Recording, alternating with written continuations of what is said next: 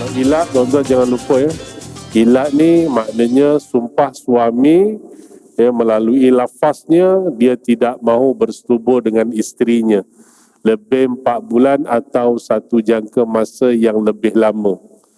Ya, sama ada secara sarih, dia berkata saya tak nak bersetubuh lagi dengan awak 4 bulan, 5 bulan, setahun selamanya, ataupun secara kinayah ya, saya tidak mahu tidur lagi bersama dengan kamu ya, setahun, 2 tahun, 10 tahun ya.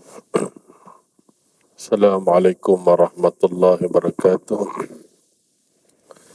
Alhamdulillahirabbil alamin. Wassalatu wassalamu ala asyrafil anbiya'i wal mursalin wa ala alihi wa sahbihi ajma'in. Allahumma salli ala Sayyidina Muhammad wa ala ali Sayyidina Muhammad.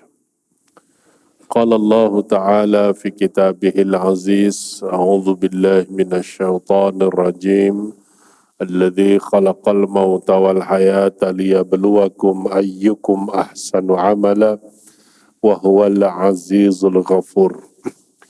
Wa an Abdullah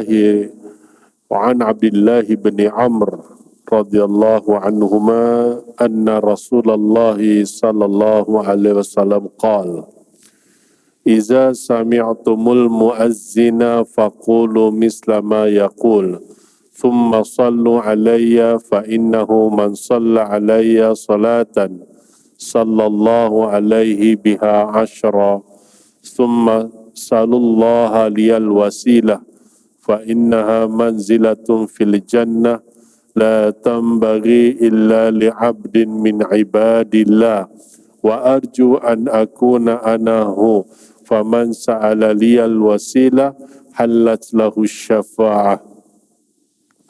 Daripada Abdullah bin Amr radhiyallahu an bahawa Rasulullah sallallahu alaihi wasallam bersabda, apabila kamu mendengar Bilal menyerukan azan, maka jawablah kamu seperti kalimat-kalimat azan yang diserukannya.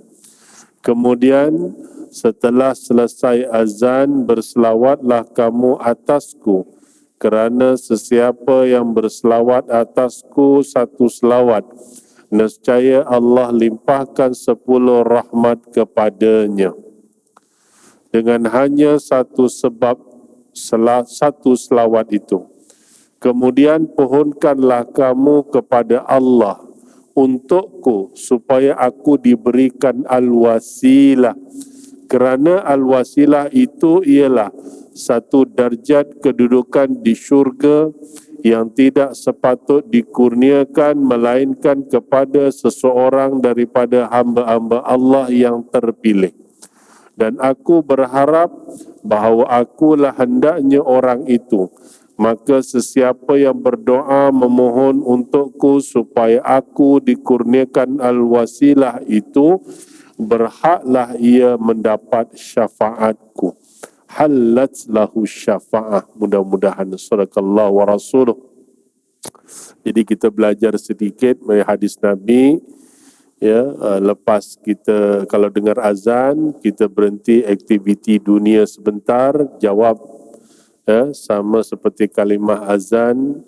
Kemudian habis kita pun berselawat ke atas baginda Nabi sallallahu alaihi wasallam. Allahumma salli ala Sayyidina Muhammad.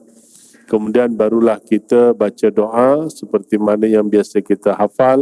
Allahumma rabba hadhihi da'wati tammah wassalatil qa'imah ati Muhammadanil wasilata wal fadilah wa ba'athu maqaman mahmudan lilladhi wa'adta innaka la tukhliful mi'ad.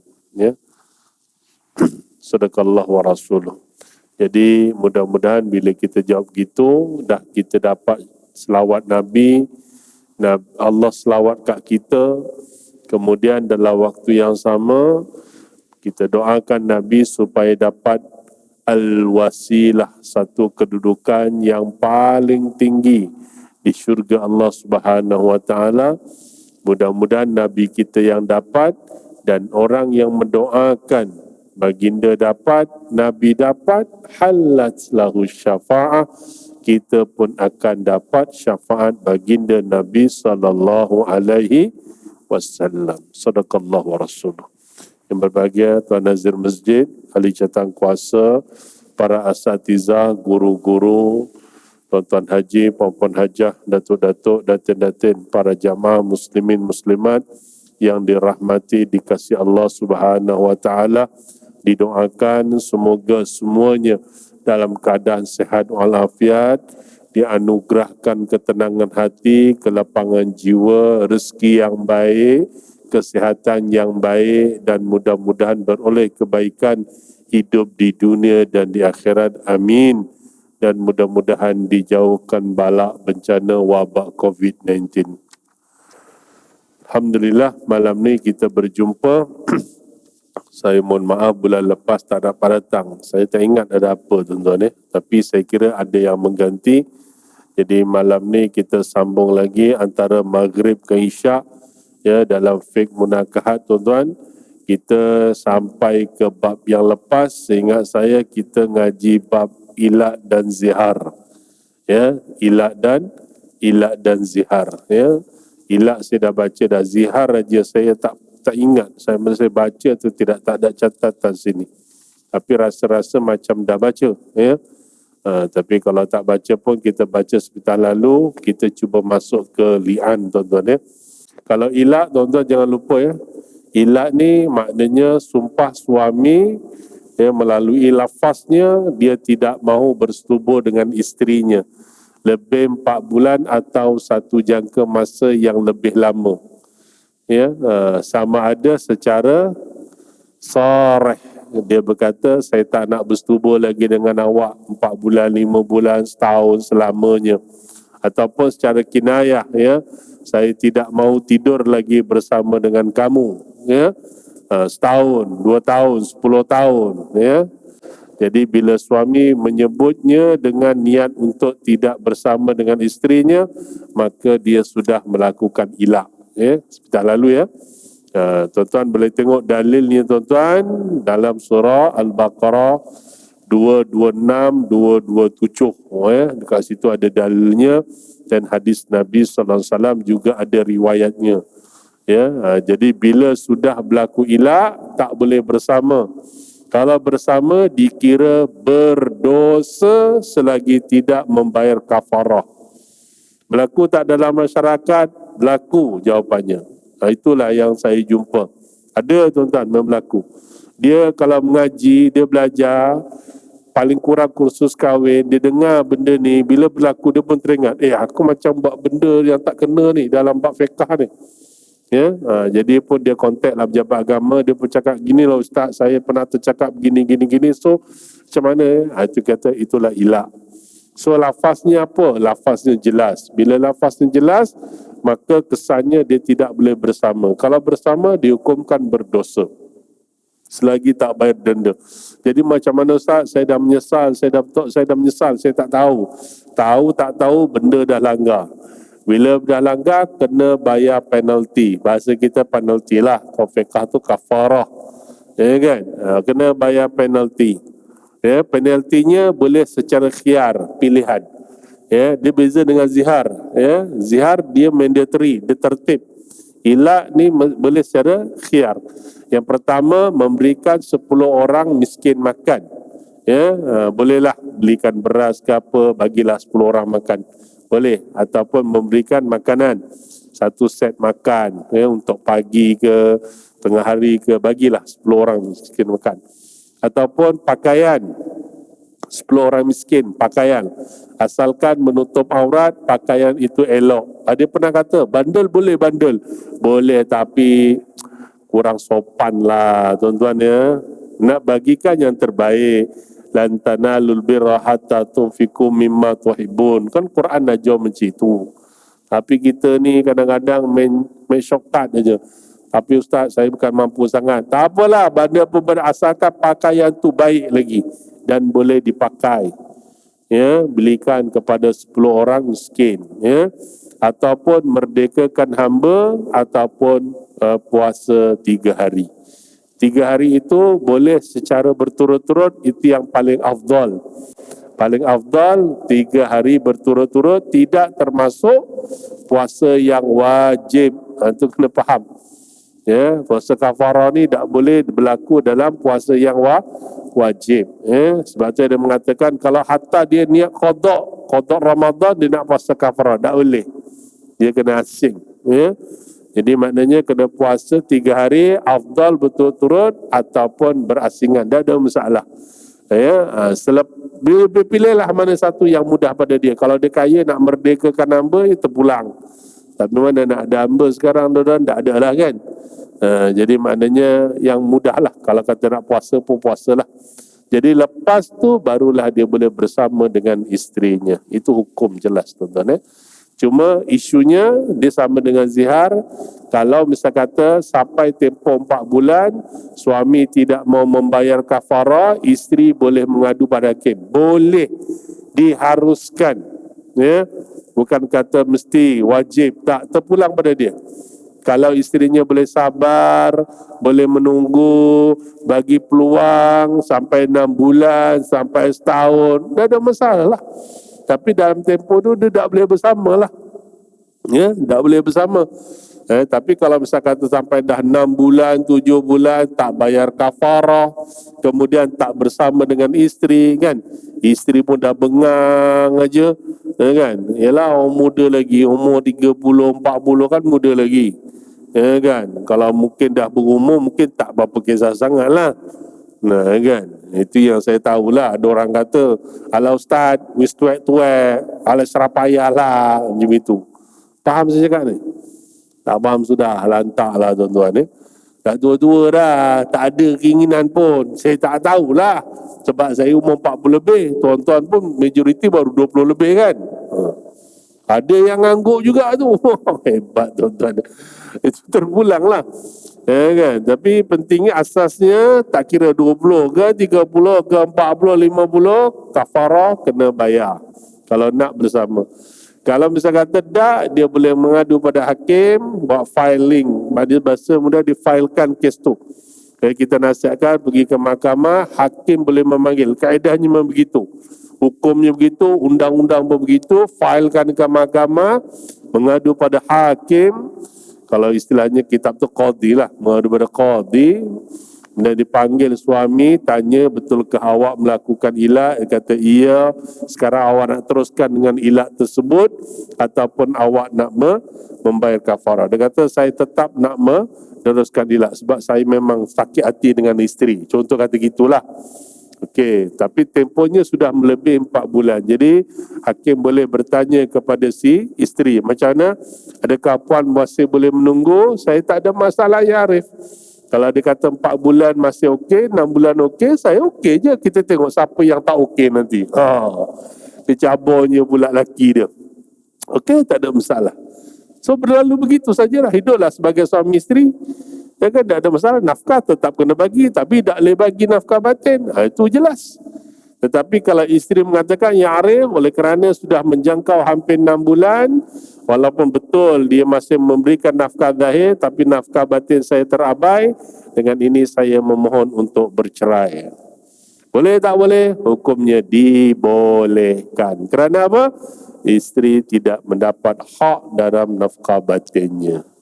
Dia begitu. Rentetan dia begitu. Ya, dia ceritanya sama dengan zihar nanti, ya, sama dengan zihar. Ceritanya endingnya sama aja, tapi cuma zihar ni dalam bab menyamakan anggota isteri dengan wanita yang haram kita kahwini. Dia begitu kesan dia. Ya. Jadi kalau misal kata yang berlaku ada dah, tapi ustaz ni dah berlaku dah ni, dah bersama tak bayar kafarah. Dah tahu, sekarang ni dah hukum tak boleh lagi bersama. Kalau bersama automatik dapat dosa. Bukan dapat pahala, dapat dosa. Kalau mengandung isterinya, anak tak sahtaraf ke? Dah, anaknya adalah anak sahtaraf. Ya, tapi dihukumkan bersama itu dosa. Sedangkan bersama suami isteri itu ibadah, pahala, kan? Besar diberikan pahala oleh Allah Ta'ala. tapi dia dapat dosa. Kenapa hidup nak cari dosa? Hidup kan cari pahala. Itu dianjurkan oleh Nabi. Bahkan dalam suasana akhir zaman ni, kalau boleh setiap minit bagi kita adalah ibadah dan pahala. Dan kalau boleh yang maksimum pahalanya. Macam itu. Betul, baca Quran dapat pahala. Kalau boleh, baca lebih sikit. Begitu. Betul, kita baca lebih sikit dapat pahala. Baca terjemahnya, lagi banyak pahala. Gitu. Betul, kita baca terjemahnya, tadabbur lagi bagus, lagi banyak pahalanya. Kemudian dah tadabbur, kita dah baca, hafalkan ayat tersebut, lagi banyak pahalanya. Nampak tak? Kita maksimum. Macam itu. Macam kita datang masjid hari ni kan. Betul, datang masjid dapat pahala, duduk tuan-tuan dapat pahala kan. Tapi kalau tuan-tuan tidur saja memang dapat pahala iktikaf kat masjid. Tapi kalau tuan-tuan tak tidur dengan kuliah, lagi banyak pahalanya. Dia macam itu. Maksimumkan apa yang kita buat. Betul, kita tidur pahala. Betul kan? Kita dah mengaji dah. Tidur pahala tuan-tuan. Tapi tidur dengan berwuduk lebih banyak pahalanya. Dia macam itu. Kena manfaatkan. Jadi kalau kita dah begitu, dah tahu kita buat salah, bertobatlah kepada Allah. Itu saranan kita. Ada klien-klien yang datang jumpa kita kan biasa kita akan kisahkan cerita-cerita yang saya tak datang sini sebulan, 2 bulan kan, kuliah sebulan sekali. Kan hari-hari kita jumpa klien. Memang betul macam-macam kita jumpa klien kat pejabat tuan-tuan. Macam-macam kita jumpa. Tapi tak kira lah sisi kaunseling ke, runding cara ke, jawatan kuasa berdamai ke, yang bergaduh, yang tak hormat suami, engkau bodoh, itu sebagai keluar tuan-tuan. Hujungnya kita kata, kena minta ampun dan bertobat kepada Allah. Mesti.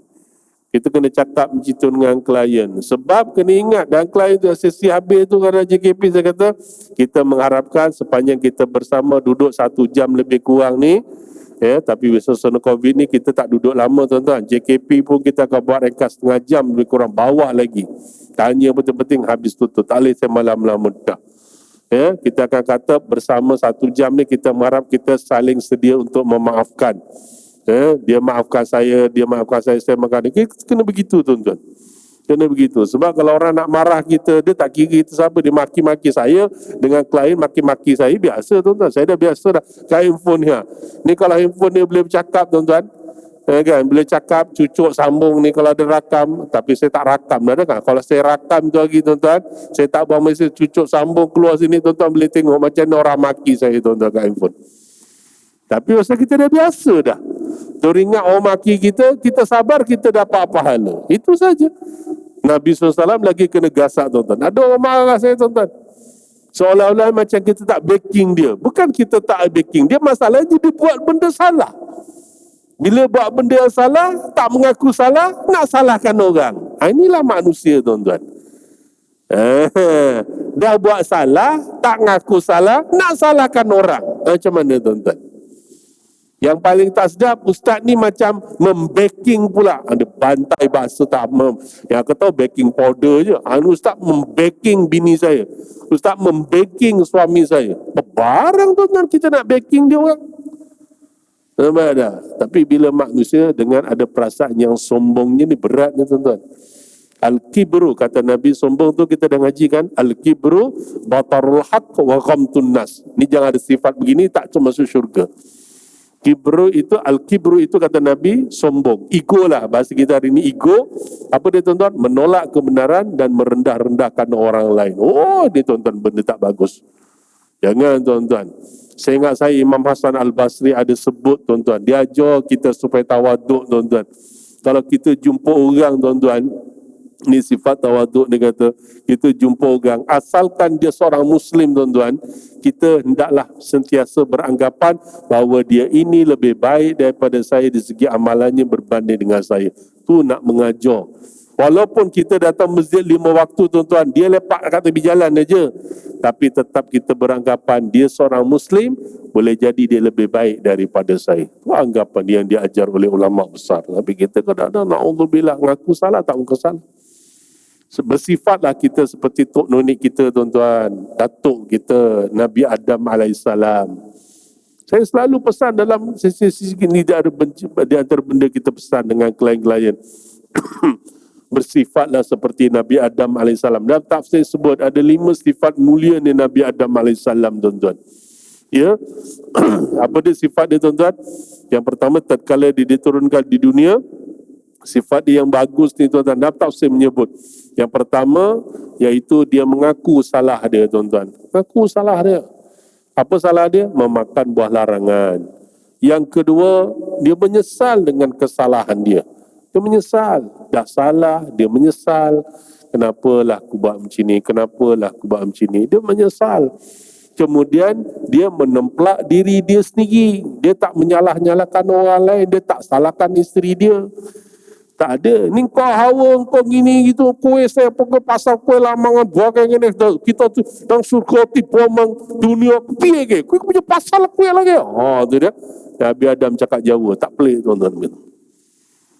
Nabi Adam tak gitu, tuan-tuan. Dia sujud kepada Allah Ta'ala, minta ampun, menemplak diri dia, terlalu mengikut nafsu, tuan-tuan. Nampak? Kita pun patutnya begitu. Tetapi dia segera bertaubat. Itu bagusnya Nabi Adam ni. Kita kena contoh, buat salah, ngaku salah, minta ampun dengan Allah segera. Kan? Dan yang kelima, dia tidak pernah putus asa dengan rahmat Allah. Dia yakin Allah sifatnya Al-Ghafur. Sebab itu kita kalau ngaji, kita nama-nama Asmaul Husna kan, bila kata sifat ni kan Allah itu Ghaffar kan. Jadi kita pun ya Ghaffar ighfirli, ampunkanlah dosa aku. Itu kita, tuan-tuan, ikutlah sifat Nabi Adam alaihissalam, bagus. Ya, tapi sebagainya naudzubillah, ya. Naudzubillah, tuan-tuan, tapi bersifat seperti sifat iblis. Kita tafsir sebut lawannya begitu. Nabi Adam sifat yang baik, lawannya iblis. 5 sifat dia juga sama je, lawan Nabi Adam. Tak ngaku salah. Nabi Adam turun ke dunia bukan sebab aku. Dia tak ngaku. Tak ngaku dia, tuan-tuan. Dia tak ngaku, kan? Kemudian dah tak ngaku, dia tak nyesal, nyombong pula tu. Kemudian tak mau templak diri dia sendiri. Kemudian tak mau bertobat, walaupun ada riwayat mengatakan di zaman Nabi Musa alaihissalam, kan? Saya pernah cerita belum ni? Cerita kisah Nabi Musa. Belum ya? Tak apalah. Yang ini mungkin betul lah kot, belum lah ya. Kalau kata macam dah tapi tak belum tak, dah belum tak, aku dah confused dah. Kisah Nabi Adam misalnya, saya baca dalam satu kitab tu, ada diceritakan dialog Nabi Musa dengan Nabi Adam. Ya? Nabi Musa ni kan dia gelarannya kalimullah. Dia boleh bercakap dengan Allah Subhanahu Wa Taala kan. Jadi satu ketika Iblis jumpa Nabi Musa. Dia kata, Musa, kau boleh cakap dengan Allah direct, boleh tak kau cakap dengan Allah? Boleh tak aku nak bertaubat, kata dia. Okeylah, kalau kau nak cakap macam tu, nanti aku cakap dengan Allah. Dia pun naik bukit tu sana, munajat dengan Allah Ta'ala. Dan munajat turun. Jumpa setan, jumpa dengan Nabi Musa. Sir, macam mana sir? Ada harapan? Inilah Tan. Allah kata, kalau kau nak bertaubat Tan, ada caranya Tan. Tu, dia Tan Musa Tan se je dah. Setan kan, setan kau ngajar tu. Musa Musa lagi. Enggak, kau Tan, kau nak taubat boleh Tan, dengan satu syarat Tan. Apa dia? Allah kata kau pergi sujud dekat kubur Nabi Adam. Apa hal? Nyombong dia. Nyombong. Masa dulu kat syurga, depan mata, hidup, aku pun tak mau sujud. Ni apa hal dah mati? Dah. Agak-agak kalau manusia ada macam ni, inilah ciri-ciri kesombongan. Ciri kesombongan, ciri siapa? Perangai iblis lah. Perangai iblis, perangai setan. Kan? Na'udzubillah. Dan begitu pula, tak mau taubat. Dan sampai peringkat, tuan-tuan, ada satu cerita lagi, tuan-tuan. Sampai kat dalam neraka, tuan-tuan, ada dialog lagi setan ni. Jadi agak-agak aku boleh tak bertaubat dengan Allah. Kan? Dan kisah disebut, dia kata, boleh dengan syarat pergi jumpa Nabi Adam, pergi sujud. Apa hal? Ada kat dalam neraka pun sombong lagi, tuan-tuan. Ni panggil setan, tuan-tuan. Ya, dan hujungnya, tuan-tuan, dia tidak dia tak menyesal, tidak menemplak, tak mau taubat, dan dia sentiasa berputus asa dengan rahmat Allah Subhanahu Wa Taala. Ini perangai syaitan, iblis. Tafsir menyebut Jadi kalau kita manusia, hamba Allah, janganlah bersifat macam ini. Kalau ada, bertobatlah. Ya, ni suasana kita dalam COVID ni tuan-tuan. Ya, na'udzubillah. Ya, tempat saya, tuan-tuan tahulah, Mukim Kelang. Nasib baik, Mukim Kelang pecah dua, yang kena Kelang betul. Mukim Kapar tu tempat saya, tuan-tuan. Kalau kena tempat saya, memang jam lah saya, tuan-tuan. Tapi rezeki Allah Subhanahu Wa Taala, mungkin doa ramai-ramai, lepas. Kalau tak, memang kawan saya yang duduk Seri Andalas nak pergi kerja, polis tahan semua. Tak apalah, dia jalankan tugas kan. Tapi tempat saya tak ada, alhamdulillah. Lepas, tuan-tuan. Kalau ada, tuan-tuan, ni pun saya tak boleh kuliah ni. Saya tak boleh kerja. Kalau kerja pun kena balik awal sebab malam jalan tutup kan. Tuan-tuan tahu. Tapi alhamdulillah, Allah berikan kemudahan. Allah berikan rahmat. Ini dia pun namanya rahmat Allah. Syukur, tuan-tuan. Jadi kita begitulah. Bila kita diuji dengan begini, tuan-tuan, kita kena terima ujian daripada Allah Ta'ala. Ya kan? Bila sesuatu balak turun dan sebagainya, salah tak salah, kita kena bertaubat. Itu cara dia. Ya, sabarlah. Kata ulama, sabar apa dia? Terima takdir ilahi, ikhtiar. Ini kita. Ya kan? Selain daripada kita berdoa, ya, arahan untuk kita ikut jaga penjaraan, ikutlah, tuan-tuan. Suruh pakai mask, pakailah, tuan-tuan. Ikutlah. Tuan-tuan, ya, kita harap begitu. Sebab kadang-kadang ada orang masih tak mau ikut lagi, tuan-tuan. Jadi masalah. Buktinya, tuan-tuan boleh tengok hari ini. Saya ada satu restoran saya pergi itu hari, tuan-tuan. Orang kata makanan sedap. Saya tak sebut nama. Ya, tapi saya sangat terkejut, tuan-tuan. Ya. Sebab tu saya sedih lah. Saya tengok orang sekarang ni. Kita tengok macam dah tak macam PKPP lagi dah, tuan-tuan. Macam dah biasa, tuan-tuan. Jangan, tuan-tuan. Jangan, ikutlah. Nasihat-nasihat abah kita tu ikutlah. Ya, kita harap begitu. Saya tengok tu terkejut saya. Macam tak ada apa-apa, terkejut saya. Nak je saya telefon, so datang, ditangkap ni, tuan-tuan. Nak je. Rasa sedih, tuan-tuan. Ya. Sedih. Walaupun kita tengok tak adalah kluster kat situ, tapi sekurang-kurangnya kita ikutlah. Ikutlah, tuan-tuan. Ya. Supaya untuk kebaikan diri keluarga dan masyarakat kita. Dan doa kita pada Allah jangan putus-putuslah. Imam doakan, kita ikut, aminkan, kan? Abah kita baca doa dekat radio kan, kita aminkan. Itu cara kita pengorbanan kita paling gitulah. Ya, ini kadang-kadang kita auzubillah lah, tuan-tuan, ya. Bila ada tengah berdoa ke, ada tengah azan ke, kadang kita masih lagi leka dengan urusan dunia. Patutnya urusan dunia berhenti sekejap. Berhenti sekejap. Okey, dengar azan jawab, tengah doa aminkan. Caranya begitulah. Mudah-mudahan. Tapi cerita dengan tuan-tuan ni, alhamdulillah, tuan-tuan orang yang bagus-bagus ni. Kan dekat luar orang tak kisah, tuan-tuan. Azan tak azan macam itu aja. Kan? Tengah doa pun tak tahu, nyembang lagi kuat. Sedangkan kawan tu tengah berdoa, kan? Jauhkan daripada takdir yang buruk, kita aminkan. Tinggal amin je, popai sangat. Doa tu 2 minit lebih sikit je. Pun masih lagi, tuan-tuan. Reka lagi dengan handphone tuan-tuan, ya. Jadi kita haraplah, tuan-tuan, ya, dari suasana gini kita kena rendahkan diri kita, tawaduk kita pada Allah. Kita munajat sama-sama dengan Allah Subhanahu Wa Taala, insya-Allah. Ya, apa dah ni dah. Pukul 8, ya.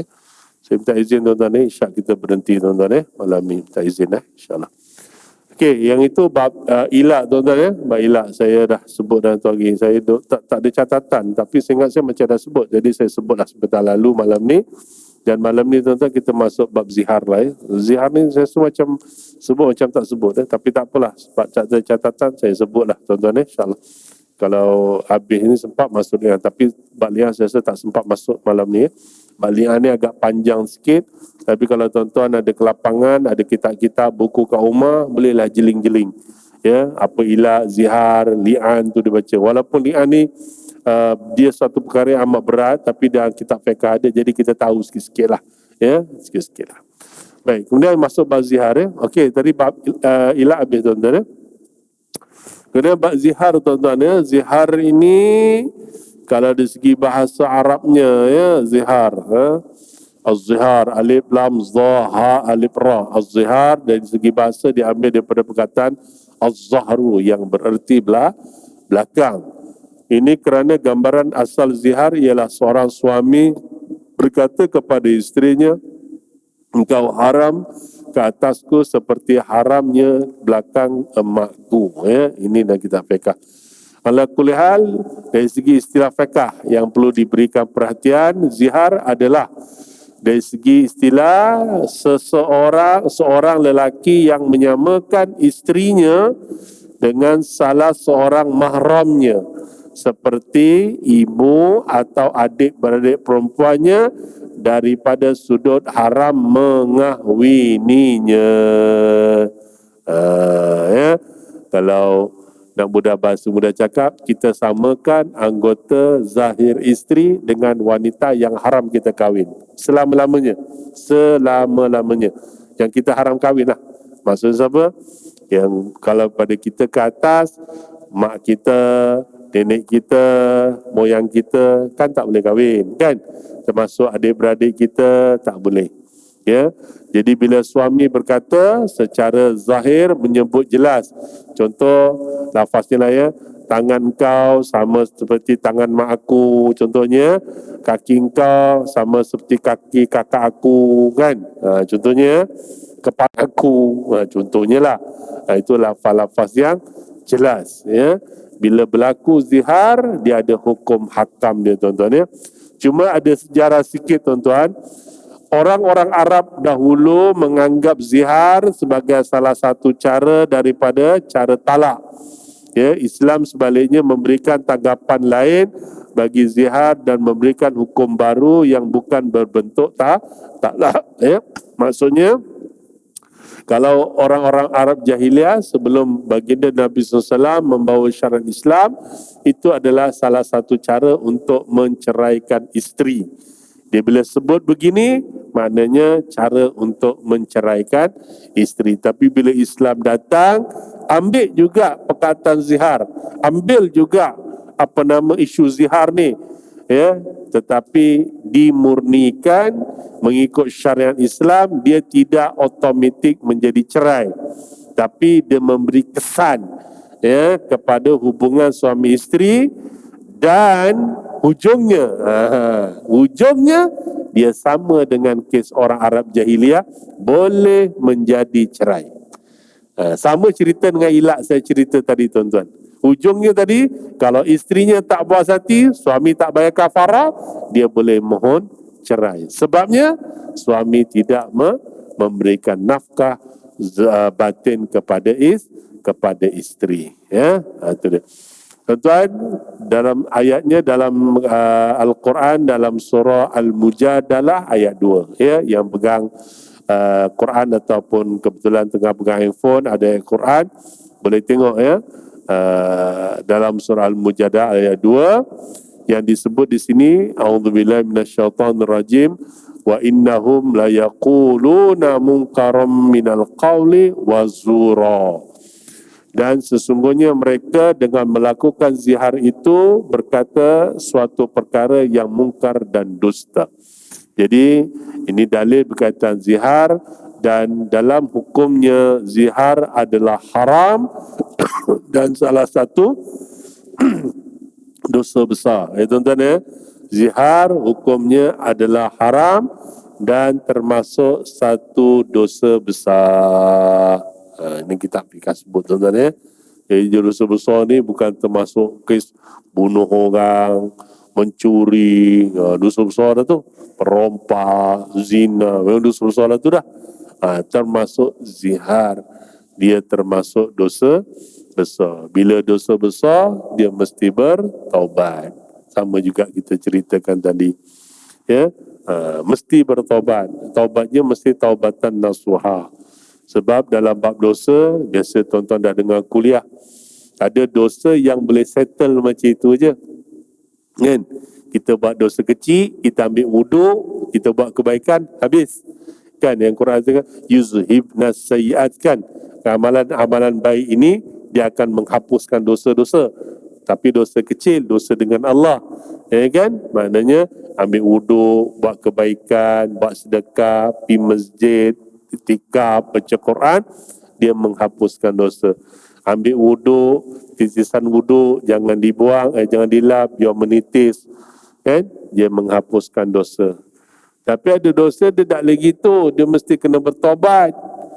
Taubatnya taubat nasuha, kan? Contoh meninggalkan solat, kan? Mesti taubat, qada mesti kena buat. Barulah insya-Allah Allah terima taubatnya. Tapi kalau dalam bab zihar ni tuan-tuan, dia tak boleh gitu. Bukan sekadar kena bertaubat, bahkan kena kafarah, dendanya tu kena buat. Kalau tak, hukumnya berdosa besar. Malu di depan Allah, masuk dalam neraka sebab zihar. Gelak ahli neraka silap gaya tuan-tuan. Kan, macam ada orang cerita kan ada sekarang ni kan ada kesalahan yang contoh menghina mahkamah kan. Jarang dengar tapi tuan-tuan boleh tahu kan. Di antara penyebab orang boleh dipenjara kalau dalam mahkamah, menghina mahkamah. Contoh kan, menghina mahkamah. Kalau orang tu didapati bersalah menghina mahkamah, dimasukkan penjara. Saya pernah cerita dengan tuan-tuan, yang ni saya pernah cerita. Kalau tuan-tuan tak ingat, tak apalah. Tapi kalau tuan-tuan kata saya tak nak cerita, nampak no lah aku, tuan-tuan lupalah. Masa gitulah. Sebab ada satu orang hakim tu cerita betul, dalam mahkamah, dia pergi hina mahkamah, hakim serota balik, minta maaf, dia tak mau, 3 kali, down dia kena tuan-tuan, kena penjara. Seminggu ke 2 minggu, saya tak ingat. Dan memang saya jumpa hakim tersebut. Tuan-tuan, kalau orang tu masuk mahkamah, masuk penjara, jumpa dengan orang sembang-sembang 1 sen. Kau salah apa ni? Kena penjara berapa tahun? 10 tahun. Pasal apa? Aku pergi rompak bank lah. Aku rompak dah 10 kali. Sekali pula kantoi. Wah, dahsyat. Kau pula? Aku itu hari Rojaku, aku cuma curi kereta je. Aku dapat kereta. Tapi tu hari silap lah. Aku terculik kereta polis pula aku tercuri. Contoh. Hebatlah. Kau pula? Aku itu hari, aku hampir-hampir nak bunuh orang. Oh ya ke? Kena. Kau kenapa? Aku ni pasal aku hina hakim. Gelak je. Elek. Ikut. Gelak tuan-tuan. Silap tak kena gaya. Ini kalau besok tak bertaubat masuk neraka jahanam, duduk bawah di bakar menjerit-jerit. Kawan tanya, apasal kau? Aku tak sembahyang, aku tak zakat. Itu berat tu. Kau kenapa? Zihar. Dia gelak dia ahli neraka tuan-tuan. Kau benda macam tu pun tak nak settle kat dunia ke? Buat malulah ahli neraka tuan-tuan. Tapi dia termasuk dalam dosa besar. Jangan main-main. Ya, ada gitu. Buat pengajaran kita lah. Ya. Baik tuan-tuan ya. Jadi lafaz zihar, saya ringkas tuan-tuan ya, saya ringkas. Jadi lafaz zihar tuan-tuan dalam kitab ni menyebut lafaz zihar boleh berlaku secara 2 keadaan. Sama juga ilak. Pertama berlaku secara sarih. Ya, secara sarih seperti suami berkata, engkau haram ke atasku seperti haramnya belakang ibuku. Ataupun bagiku haramnya belakang engkau seperti haramnya belakang ibuku. Ini lafaz yang secara sore seperti macam contoh saya ceraikan awak. Itu kitab dah sebut jelas. Ataupun lafaz-lafaz yang lain macam saya sebutkan tadi. Ya, tangan kau sama tangan mak aku, kaki kau, itu lafaz yang jelas. Satu lagi dia boleh secara kinayah. Kinayah ini sindiran yang memerlukan kepada niat. Kalau misal kata niatnya zihar, jadi zihar. Kalau tidak, tidak. Contoh dia kata kat sini, bagiku engkau seperti ibu dan adik-beradik perempuanku. Itu kan. Jadi kena tanya, abang dia kata, tak, aku bagi tahu sifat kamu ni sebahagian hidup daripada aku. Macam mana aku perlukan ibu aku, adik-beradik aku, kau begitulah sebagai isteriku. So tak ada apa-apalah. Tapi kalau dia dengan niat menziharkan isteri, maka dia menjadi zihar. Ada begitu tuan-tuan ya. Baik. Okey, kemudian yang seterusnya tuan-tuan, saya ada menyebutkan tadi tentang kesan-kesan dia tuan-tuan. Apabila berlakunya zihar, maka kesannya apa tuan-tuan? Suami dan isteri tidak boleh bersama, dan sekiranya bersama dihukumkan berdosa sehinggalah suami tersebut membayar kafarahnya. Itu ada uraian sikit, sehingga membayar kafarahnya. Dan kafarah zihar adalah mengikut tertib kemampuan seperti berikut. Ya, tertib. Bila tertib dia beza dengan khiyar tadi. Ia boleh pilih mana tak. Yang ini tak. dia mesti tertib. Macam kita solat 13 rukun tertib. Mula takbir sampailah salam. Jadi kafarah zihar ini tuan-tuan disebut di sini, yang pertama membebaskan seorang hamba yang tidak mempunyai kecacatan yang menyebabkan dia tidak boleh bekerja, seperti hilang salah satu anggota badan, kaki atau sakit yang berterusan. Tak boleh. Ya, tak boleh. Kalau hamba yang sehat yang boleh dimanfaatkan, ya. Baik, yang kedua, jika tidak ada hamba seperti zaman kita sekarang, atau suami tidak mampu membebaskan seorang hamba, dia mesti berpuasa 2 bulan Islam secara berturut-turut. Tak boleh masuk puasa wajib.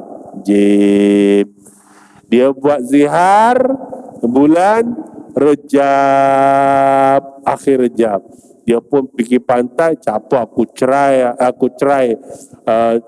dia nak cerai buat Syaban, gasak lagi sebulan Ramadan. Boleh tak? Tak boleh. Ya, maknanya dia kena selepas dia Ramadan, kemudian barulah dia boleh berpuasa. Mungkin dia ambil lah Muharram, Safar ke, Rabiul Awal, Rabiul Akhir ke, tetapi mesti 2 bulan berturut-turut mengikut kiraan bulan Islam, ya. Baik, kemudian tuan-tuan, yang ketiga, jika suami tidak mampu berpuasa atau tidak tahan berpuasa selama 2 bulan berturut-turut disebabkan sakit atau terlalu tua, maka dia mesti memberi makan 60 orang miskin. Setiap orang miskin mendapat secupak makanan asasi kawasan tersebut. Kalau kita di Malaysia, beras. So berasnya macam mana? Beras yang kita makan. Kalau tuan-tuan makan beras jati, jatilah. 1 cupak lebih kurang 675 gram. Itu ingat saya lah tuan-tuan, ya. Jadi nak mudah cerita, bagilah 1 kilo, siapkan 60 kilo, bagi orang miskin, lebih niat sedekah. Pastikan miskin. Sebab kalau kita terbagi orang yang kaya, kita tahu dia kaya, takut dia punya kafarah tidak sah. Itu harus berhati-hati. Okay, tuan-tuan, ya. Okay, azan. Betul, saya sambung sikit saja tuan-tuan, insyaAllah. Wallahu'alam.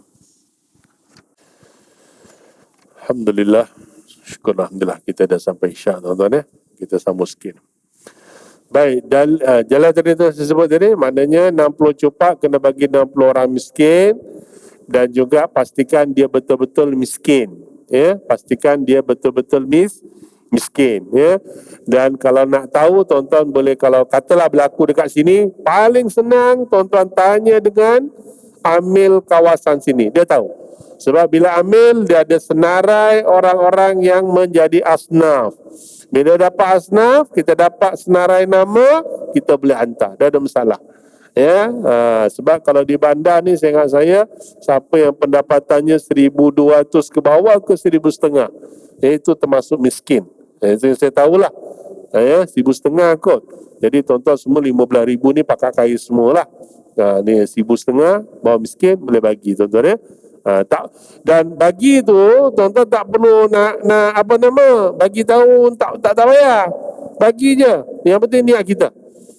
Jangan bagi tahu lah, pakcik, ni abang, pakcik, ini beras 1 kilo kafarah zihar saya. Zihar tu apa? Zihar tu begini. Pakcik tak nak, pakcik pun zihar juga. Berat juga pakcik ni rupanya. Dan contoh kan. Dah tak payah cakap dah, bagi je. Jangan letak kat sini main ambil je. Dah boleh tuan-tuan. Kena yang ambil orang miskin, takut kita punya kafarah tu tak selesai.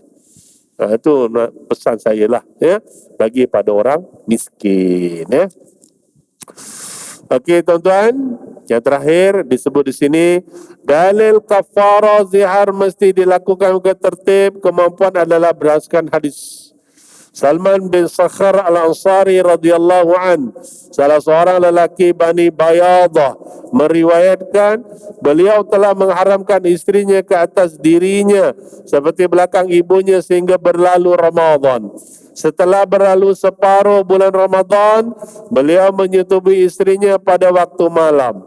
Beliau pergi berjumpa Rasulullah sallallahu alaihi wasallam dan menceritakan apa yang telah berlaku. Rasulullah SAW bersabda, bebaskanlah seorang hamba. Beliau berkata, aku tidak mampu melakukannya. Baginda bersabda lagi, kalau begitu berpuasalah 2 bulan berturut-turut. Beliau menjawab, aku tidak mampu. Lalu Rasulullah SAW bersabda kepada Farwa bin Amr, berikan bakul itu kepadanya, yaitu sebuah bakul yang memuat 15 atau 16 gantang makanan untuk diberikan makan kepada 60 orang miskin. Ya. Ini satu dalil. Cuma perinciannya nanti kita akan uraikan masa depan sikit. Dia ada perincian sikit ya pasal berkaitan dengan yang satu step. Kita bahasa mudahan ginilah, kita tak boleh terus pukul rata. Aku tak boleh puasa 2 bulan. Memang tak boleh. Orang sihat, segar bugar terus tak boleh. Tak boleh. Masa saya mengaji belajar tuan-tuan, dia kena buat dulu. Macam dia bersetubuh di siang hari bulan Ramadan kan, dia tak boleh terus 60 cupat. Tak, dia kena buat dulu tuan-tuan. Kalau memang dia termasuk orang yang memang boleh buat, dia sehat, bugar, tak ada alasan untuk dia tak buat, dia kena buat dulu. Kalau dah buat 2 minggu, jam, cancel, sehari, undur balik, dia kena buat paling kurang alata salasa marat. 3 kali dia kena try tuan-tuan. Kalau dah tak boleh, try lagi. Dah try sebulan, tak boleh, try lagi. Bila dah tak boleh kali ketiga, barulah dia boleh. Dia tahulah dia sudah tidak mampu. Barulah boleh dia pergi ke peringkat yang akhir sekali. Okey tuan-tuan ya. Jadi kalau ada Q&A, tuan-tuan boleh WhatsApp teruslah nombor kat saya. Kalau tak ada, tuan-tuan minta nombor dengan AJK. Tuan-tuan kan ada ahli qaryah sini. Tak ada nombor. Kalau tak ada pun sini kita ada Ustaz Farul Razi, ada Ustaz Hakimi, ada Ustaz Syekh Zuhairi ada. Itu semua pakar-pakar tu boleh dirujuk lah tuan-tuan. Okey tuan-tuan, terima kasih. Maaf secara silap saya. Aku qouli hadza, astaghfirullahalazim. Assalamualaikum warahmatullahi wabarakatuh.